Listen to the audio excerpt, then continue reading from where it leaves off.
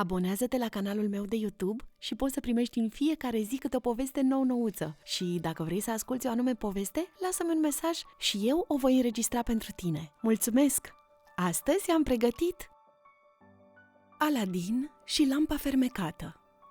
A fost odată un băiat sărac pe nume Aladin. Într-o zi, un mare dregător îi făgădui o răsplată însemnată în aur și juvaiere, cu condiția să-l ajute la împlinirea unei sprăvi. Aladin se învoi. Ducându-l pe băiat la gura strâmtă a unei peșteri, dregătorul, care era și vrăjitor, îi porunci să se strecoare înăuntru, să caute și să-i aducă de acolo o lampă veche. Iar, ca să se păzească de cine știe ce rele, îi dădu un inel fermecat. Aladin găsi lampa cu pricina, dar vrăjitorul nu-l lăsă să iasă din peșteră înainte de a-i da vechitura aceea prăfuită. Bănuitor, băiatul nu se învoi la așa ceva.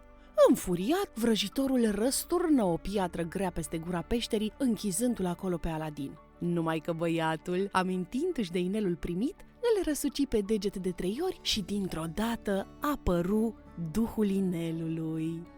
Aladin îi porunci să-l ducă numai decât acasă, unde și ajunse cât ai bate din palme. Într-o bună zi, dând peste lampa prăfuită luată din peșteră, Aladin se apucă să o curețe.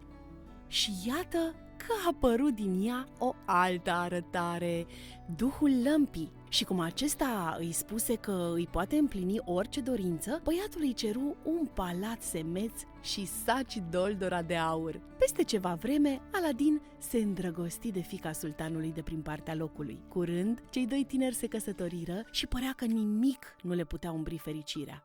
Într-una din zile însă, vechea cunoștința lui Aladin, vrăjitorul, află că tânărul scăpase din peșteră, cu lampa fermecată. Ca să-i o poată lua, el se prefăcu într-un negustor de lămpi și se înfățișă la palatul lui Aladin, strigând cât îl ținea gura: "Dau la schimb lămpi noi și arătoase pe lămpi vechi!" Prințesa nu știa însă de puterile lămpii lui Aladin, așa că dădu vechea lampă și primi de la negustor una nou-nouță. Plecând în grabă mare, vrăjitorul prinse să pună mâna pe lampă, chemând duhul lămpii și poruncindu-i: "Ia chiar acum te rog să iei palatul lui Aladin cu frumoasa prințesă cu tot și du-ne într-un loc cât mai departe de aici."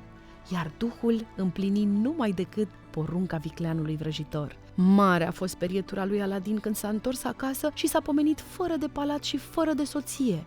Tânărul îi porunci duhului inelului să-l ducă neîntârziat acolo unde se află soțioara lui și lampa fermecată. Și cât ai clipi, se trezi în palatul care îi fusese furat.